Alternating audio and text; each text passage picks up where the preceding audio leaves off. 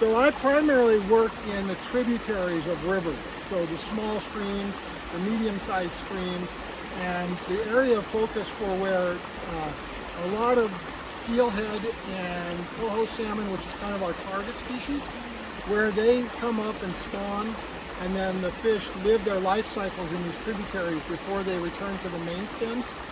What people don't realize is that the tributaries are the veins of the system, whereas the rivers are the arteries, and we're the veins, the capillaries.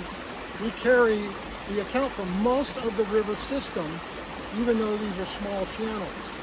So the fish, a lot of these are cold water refugia, and in the summer when it's hot out, these upper headwaters, like where we're in here, provide continuous cold water. They allow for summer rearing and overwintering as well.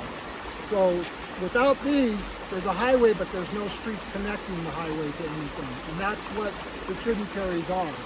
A lot of people don't understand just how important that work is in partnership with the main stems of the rivers.